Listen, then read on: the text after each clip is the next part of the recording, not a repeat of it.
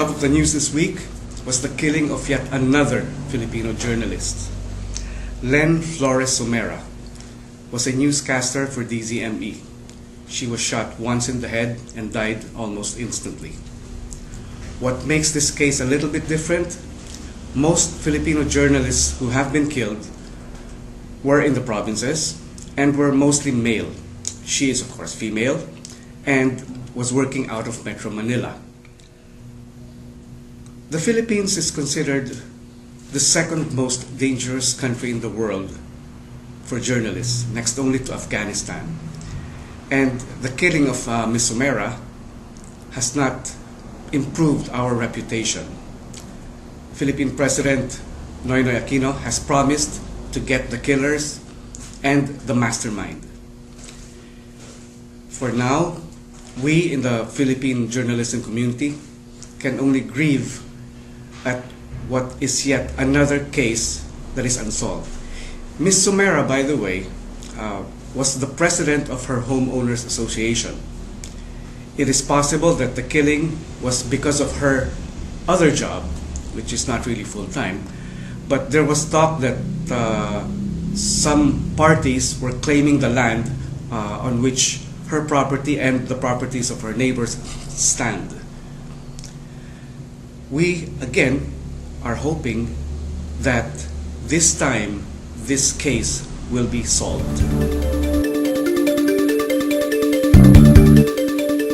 Church leaders flexed their political muscle this week.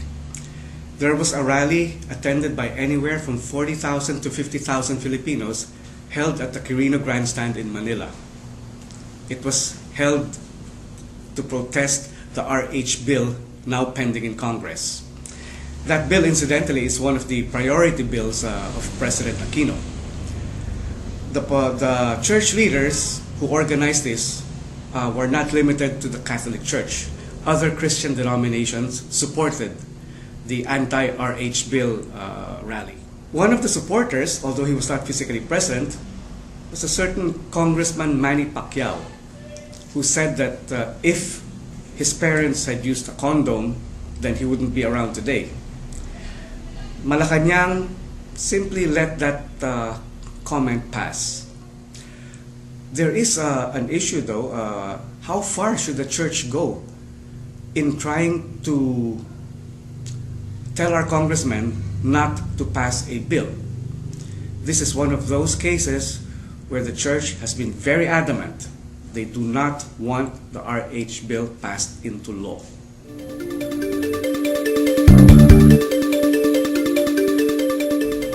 The story of Ombudsman Merceditas Gutierrez continues.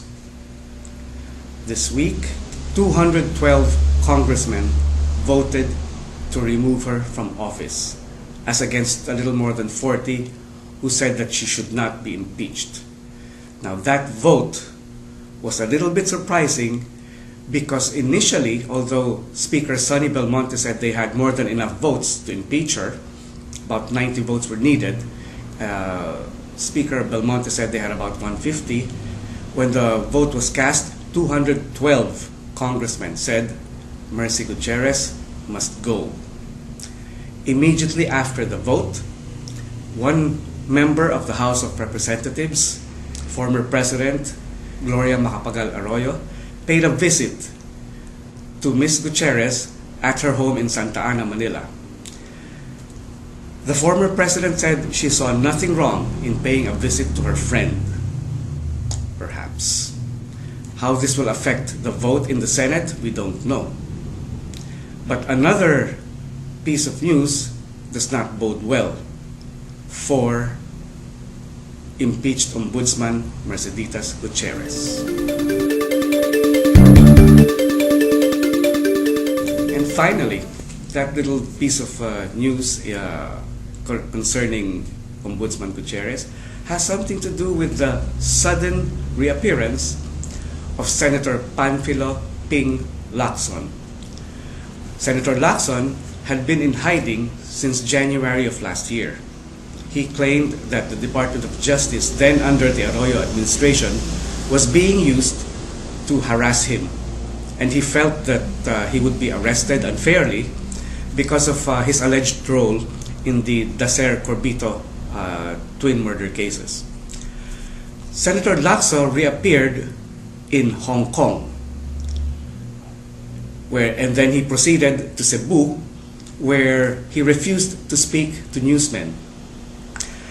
In our week's issue of the Philippine News Manila edition, we put a photo of a closed door in the Senate. This was the door to the office of Senator Lacson. We asked the question, where in the world is Ping Lacson? Well, we got our answer soon enough. So he's back. He is now in the Senate. He still doesn't want to talk too much about what he was doing and where he was in the 13 or 14 months that he was away, and with no one knowing his whereabouts. The Department of Justice, the current one, says that Lacson committed an injustice by hiding from the arms of the law and doing it successfully. But Lacson said he was forced to do so, and he was willing to stay in hiding for the rest of his life if the Philippine Court of Appeals had not lifted the warrant for his arrest. So it's back to work for Senator Lacson, and the Dacer Corbito murder case seems to be going nowhere. Senator Lacson, of course, has said that he has nothing to do with the killings of the PR practitioner, Bobby Dacer, and his driver, Emmanuel Corbito.